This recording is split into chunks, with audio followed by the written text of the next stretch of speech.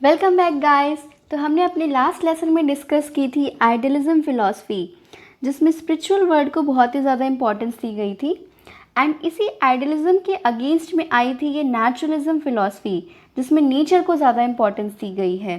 तो चलिए इसका एक इंट्रोडक्शन देख लेते हैं। According to naturalism, God doesn't exist.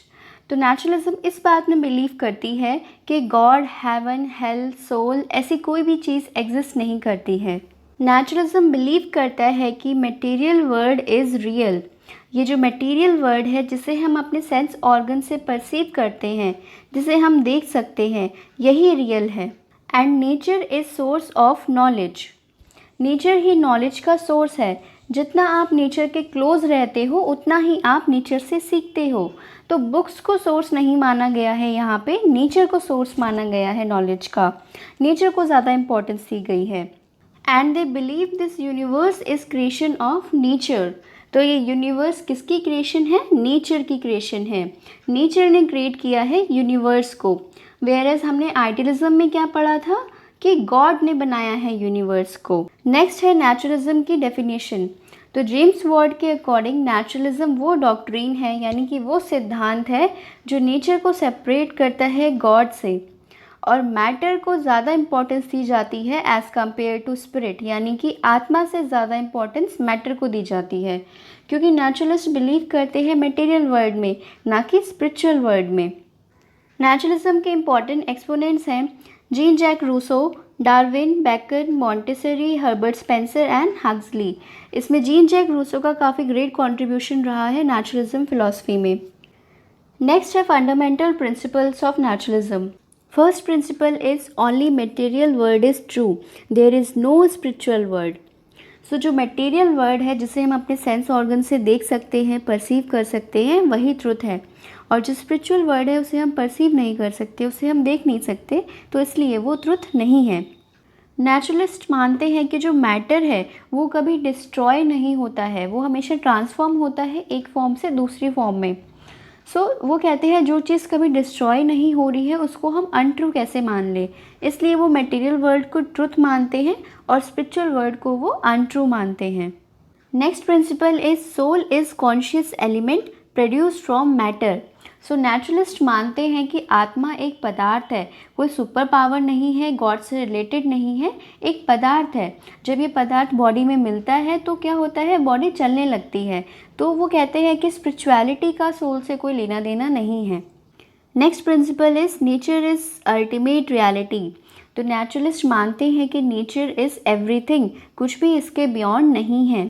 तो नेचुरलिस्ट नेचर में भी बिलीव करते हैं और मैटर में भी बिलीव करते हैं, क्योंकि ये मानते हैं कि यूनिवर्स को किसने क्रिएट किया है?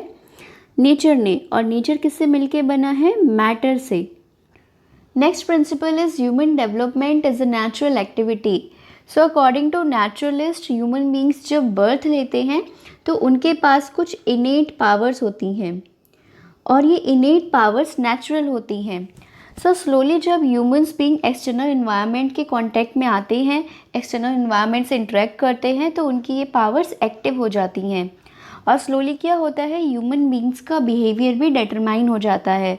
तो ओवरऑल ह्यूमन डेवलपमेंट एक नेचुरल प्रोसेस है, इसका स्पिरिचुअल वर्ड से कोई लेना देना नहीं है। Another principle is state has only practical existence. तो स्टेट का बस प्रैक्टिकल एग्जिस्टेंस होना चाहिए, और स्टेट के पास कोई भी राइट नहीं है कि वो लोगों के डेवलपमेंट में, उनकी फ्रीडम में बाधा बने। और स्टेट को हर इंडिविजुअल के इंटरेस्ट को ध्यान में रखना चाहिए। And the last principle is natural life is best for happy living. So according to naturalist, इंसान अपने सिविलाइजेशन में, अपने कल्चर में इतना ज़्यादा इन्वॉल्व हो गया है कि वो खुश नहीं है। इसलिए मैन को क्या करना चाहिए, नेचुरल लाइफ अडेप्ट करनी चाहिए ताकि वो हैप्पी रहे। और अगर मैन के पास कैपेबिलिटी नहीं है कि वो एनवायरनमेंट में एडजस्ट करे, तब भी वो खुश नहीं रह पाएगा।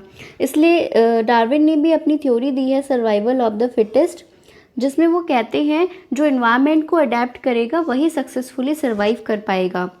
इसलिए इंसान को अपने एनवायरनमेंट में, अपने नेचुरल लाइफ में एडजस्ट करना आना चाहिए, क्योंकि नेचुरल लाइफ बेस्ट है for happy living.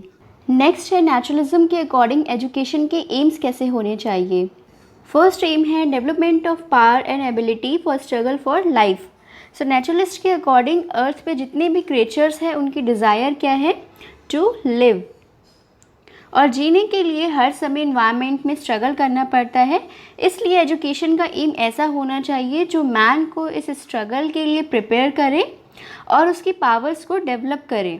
Second is enable man to live a natural life. So education ऐसी हो जो मैन को एक नेचुरल लाइफ जीने के लिए सक्षम बनाए। Third is enable man to adjust in his environment. So education ऐसी हो जो मैन को अपने इन्वायरमेंट में एडजस्ट करना सिखाए। और मैन एडजस्ट कब कर पाएगा? जब वो फिज़िकली एंड मेंटली डेवलप होगा, तभी उसके अंदर कैपेबिलिटी होगी कि वो एडजस्ट कर पाए अपने इन्वायरमेंट में। इसलिए एजुकेशन का एम होना चाहिए कि मैन को इनेबल बनाए to adjust in his environment. Fourth and the very important aim is individual development of man. इसको हम ऑटोनोमस डेवलपमेंट भी कह सकते हैं। तो नेचुरलिस्ट के अकॉर्डिंग हर इंसान के इंटरेस्ट, उसकी एबिलिटीज़, उसके एप्टीट्यूड और उसका एटीट्यूड डिफरेंट होता है। इसलिए एजुकेशन का एम ऐसा होना चाहिए जो इंडिविजुअल डेवलपमेंट पे फोकस करे। हर इंडिविजुअल के उसके इंटरेस्ट के बेसिस पे, उसके एटीट्यूड के बेसिस पे उसका डेवलपमेंट हो। Next aim is attainment of present and future happiness. So education ऐसी हो जिससे इंसान अपनी प्रेजेंट और फ्यूचर हैप्पीनेस अटेन कर पाए, क्योंकि नेचुरलिस्ट के अकॉर्डिंग जो पास्ट है वो निकल गया है, उसके बारे में नहीं सोचना चाहिए। मैन को अपनी प्रेजेंट और फ्यूचर हैप्पीनेस पे फोकस करना चाहिए। नेक्स्ट है हर्बर्ट स्पेंसर के अकॉर्डिंग एजुकेशन ऐसी होनी चाहिए जो मैन को ये 5 टास्क करने के लिए इनेबल बना पाए। कौन कौन सी हैं ये 5 टास्क? फर्स्ट है सेल्फ डिफेंस। एजुकेशन ऐसी हो जो मैन को सेल्फ डिफेंस सिखाए। Second is earning livelihood. Man अपना लाइवलीहुड अर्न कर पाए for his survival. Third is procreation and child protection. Procreation का मतलब है रिप्रोडक्शन, कि मैन रिप्रोड्यूस करे एंड उसके साथ अपने चाइल्ड का प्रोटेक्शन भी करे। फोर्थ है सोशल एंड पॉलिटिकल टास्क, तो मैन सोशल और पॉलिटिकल कंट्रीब्यूशन भी दे पाए अपना। एंड फिफ्थ है utilization of leisure time. Man इतना एजुकेटेड हो कि उसको पता हो कि अपना लेजर टाइम यानी कि फ्री टाइम उसको कैसे स्पेंड करना है। सो हर्बर्ट स्पेंसर कहते हैं कि मैन अगर ये 5 टास्क कर लेगा तो वो अपनी कंप्लीट लाइफ के लिए प्रिपेयर हो जाएगा। ऑल्दो इस एम के लिए स्पेंसर को क्रिटिसाइज़ भी किया गया है, क्योंकि उनकी ये जो 5 टास्क हैं कंप्लीट लाइफ के लिए, ये खुद में ही इनकम्प्लीट हैं। बट क्योंकि एग्ज़ाम में क्वेश्चन पूछा जाता है कि प्रिपरेशन फॉर कंप्लीट लाइफ के प्रोपोनेंट कौन थे, किसने दिया था, तो इसलिए थोड़ा इम्पॉर्टेंट हो जाता है। सो कंप्लीट लाइफ के प्रोपोनेंट कौन थे? Herbert Spencer. चलिए नेक्स्ट टॉपिक है करिकुलम ऑफ एजुकेशन कैसा होना चाहिए। सो आपको पता ही है कि जैसे एम्स होंगे एजुकेशन के, उसी के अकॉर्डिंग करिकुलम भी होगा। रूसो की बुक है इमाइल, जिसमें वो कहते हैं कि बच्चों के लेवल के अकॉर्डिंग उनका करिकुलम होना चाहिए। फॉर एग्ज़ाम्पल, अगर आप छोटे बच्चों को सिखाओगे कि honesty is the best policy, ईमानदारी सर्वोत्तम नीति है, तो रूसो कहते हैं कि छोटे बच्चों को ये बातें समझ में नहीं आती। इसलिए रूसो ने करिकुलम को लेवल्स के अकॉर्डिंग डिवाइड किया हुआ है। सो रूसो के अकॉर्डिंग इन्फेंसी में क्या होना चाहिए? फ़िज़िकल डेवलपमेंट, बच्चे के फ़िज़िकल डेवलपमेंट पे फोकस करना चाहिए पूरी तरीके से, और उनको किसी भी टाइप की फॉर्मल एजुकेशन नहीं देनी है। फिर वो कहते हैं चाइल्डहुड में ट्रेनिंग ऑफ सेंसेस होनी चाहिए, सेंसेस की प्रॉपर ट्रेनिंग हो, और सेंसेस की प्रॉपर ट्रेनिंग के लिए बच्चों को स्विमिंग सिखाना चाहिए, उनको हॉर्स राइडिंग, प्लेइंग, हैंडीक्राफ्ट्स, इन सब पे फोकस करना चाहिए। स्विमिंग सीखने से क्या होता है? बच्चों के अंदर कॉन्फिडेंस डेवलप होता है, उनका कंसंट्रेशन इंक्रीज़ होता है और उनका मेंटल डेवलपमेंट भी होता है। हॉर्स राइडिंग सीखने से बच्चे का फोकस इंक्रीज़ होता है, उसके अंदर सेल्फ डिसिप्लिन आता है, उसकी मेमोरी और प्रॉब्लम सॉल्विंग जो एबिलिटीज़ हैं वो भी इन्हेंस होती हैं, और आइज़ और हैंड्स को कैसे कोऑर्डिनेट करना है ये भी बच्चा हॉर्स राइडिंग में सीखता है। सो इसीलिए ये सारी चीज़ें काफ़ी इंपॉर्टेंट रोल प्ले करती हैं चाइल्डहुड में। एंड हैंडीक्राफ्ट से बच्चों की क्रिटिकल थिंकिंग डेवलप होती है। सो ओवरऑल सेंसेस के प्रॉपर ट्रेनिंग पे फोकस किया है रूसो ने। फिर नेक्स्ट आता है एडल्टहुड। एडल्टहुड में बच्चों को यूज़फुल एंड प्रैक्टिकल नॉलेज देनी चाहिए। सो नेचुरलिस्ट जो है वो बुक्स को काफ़ी अपोज करते हैं, उनके अकॉर्डिंग बच्चों को प्रैक्टिकल नॉलेज देनी चाहिए। एडल्ट्स के करिकुलम में natural science, social science, language, math, literature, music, ये सब होना चाहिए। एंड इसके अलावा इमोशंस को कंट्रोल कैसे करना है ये भी करिकुलम में होना चाहिए। एंड रूसो के अकॉर्डिंग वुमेंस की जगह 4 दीवारी के अंदर है, इसलिए वुमेंस को हाउस कीपिंग में ट्रेन करना चाहिए।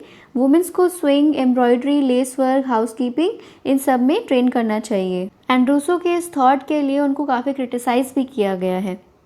हर्बर्ट स्पेंसर ने करिकुलम में प्राइमरी प्लेस दिया है health science and physical science को, एंड सेकेंडरी प्लेस दिया है लिटरेचर, आर्ट एंड म्यूज़िक को।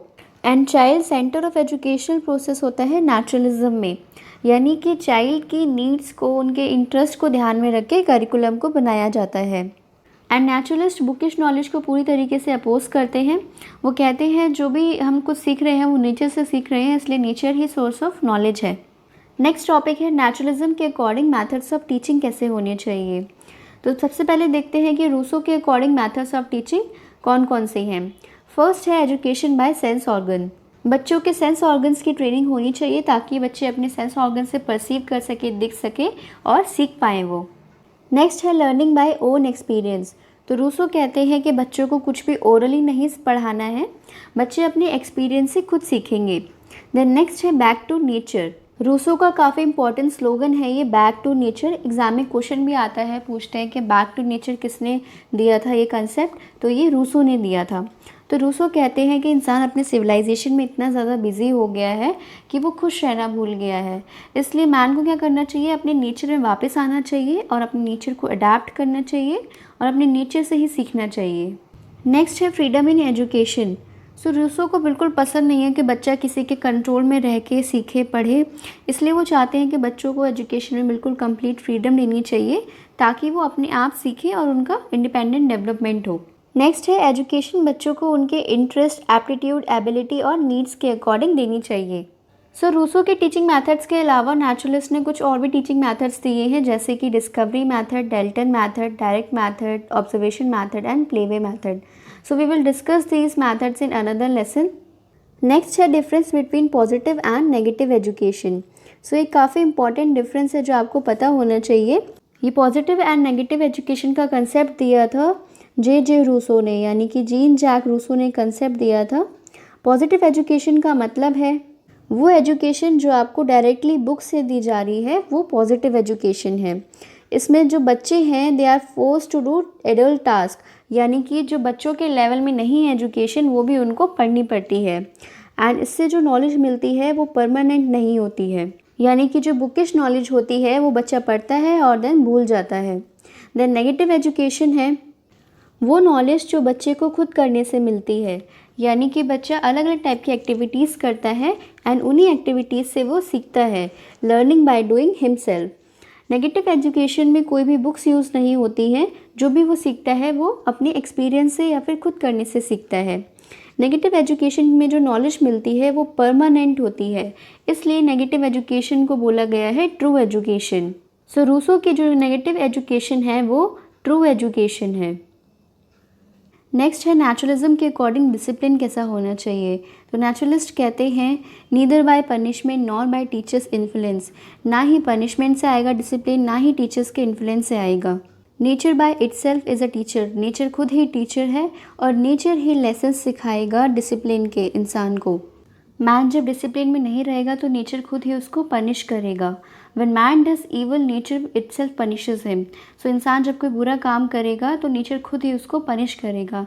तो इस बात के लिए काफ़ी क्रिटिसाइज़ भी किया गया है नेचुरलिज्म फ़िलॉसफी को, क्योंकि जब नेचर पनिशमेंट देने पे आता है तो वो फिर इंसान से सहन नहीं होता है, वो अनबिहेवेबल हो जाता है। फॉर एग्ज़ाम्पल जब ड्राउट्स होता है या फिर फ्लड आता है या साइक्लोन आता है, जब अर्थक्वेक आता है, तो इन सब के कॉन्सिक्वेंसेस जो हैं वो अच्छे नहीं होते हैं। इसलिए मैन को खुद ही डिसिप्लिन में रहना चाहिए, क्योंकि नेचर जो है वही मैन का टीचर है, वही मैन को सब कुछ सिखाएगा। नेक्स्ट टॉपिक है टीचर। तो हमने देखा कि इस फिलॉसफी में नेचर को ही टीचर माना गया है। विलियम वर्ड्सवर्थ भी कहते हैं कि let nature be your teacher, यानी कि जब आपकी लाइफ में कुछ हार्ड हो रहा हो, आप बहुत ज़्यादा प्रेशराइज हो, देन खुद को आप नेचर के हाथों में छोड़ दो and let nature be your teacher. यानी कि प्लांट्स, ट्रीज़, लेक्स, रिवर्स, ये सब आपकी टीचर हैं, ये सब आपको सिखाएंगी। एंड जो टीचर है, जो ह्यूमन टीचर है, उसका रोल सेकेंडरी है आपकी लाइफ में। नेचुरलिस्ट मानते हैं कि जो टीचर है वो एक पॉलिटेड सोसाइटी का पार्ट है एंड उससे उम्मीद नहीं की जा सकती है कि वो किसी बच्चे को रिफॉर्म करे या बच्चे का सुधार करे, क्योंकि वो खुद ही एक पॉलिटेड सोसाइटी में रह रहा है। टीचर सिर्फ एक टूल है जिसका काम है एक सुटेबल इन्वायरमेंट प्रिपेयर करना बच्चों के लिए, जिसमें बच्चा खुद ही सीख पाए अपने एक्सपीरियंस से। नेक्स्ट है नेचुरलिज्म के अकॉर्डिंग स्कूल्स कैसे होने चाहिए। तो नेचुरलिस्ट कहते हैं जो लैब ऑफ नेचर है, यानी कि जो प्रकृति की गोद है वही हमारा स्कूल है एंड नेचर ही हमारा टीचर है। जो स्कूल्स हैं वो फार अवे फ्रॉम सिटीज़ होने चाहिए, यानी कि सिटीज़ से बहुत दूर, बिल्कुल नेचर के बीच में होने चाहिए स्कूल्स। एंड जो पूरा सिस्टम है स्कूल का वो बच्चों के हाथों में होना चाहिए, उस पर टीचर का कोई भी कंट्रोल नहीं होना चाहिए। नेचुरलिस्ट जो हैं वो अपोज करते हैं एग्जामिनेशंस को एंड जो टाइम टेबल होता है स्कूल्स में उसको भी। So now the question is how contemporary Indian education is influenced by it, यानी कि जो हमारी मॉडर्न इंडियन एजुकेशन है वो कैसे इन्फ्लुएंस्ड है नेचुरलिज्म से।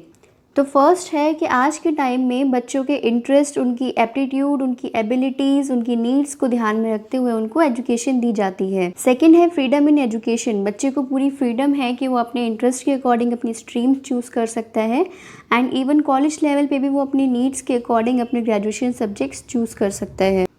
नेक्स्ट है जो हमने टीचिंग मैथड्स पढ़े थे उसमें से कई सारे मैथड्स आज के टाइम में भी यूज़ किए जाते हैं, जैसे कि play way method. Play way method kindergarten में यूज़ किया जाता है, जहाँ पे बच्चे को वेरियस एक्टिविटीज़ में इंगेज किया जाता है जिससे बच्चे का इमोशनल और सोशल डेवलपमेंट होता है। और डायरेक्ट मैथड जो कि हम किसी फॉरेन लैंग्वेज लर्न करने के लिए यूज़ करते हैं।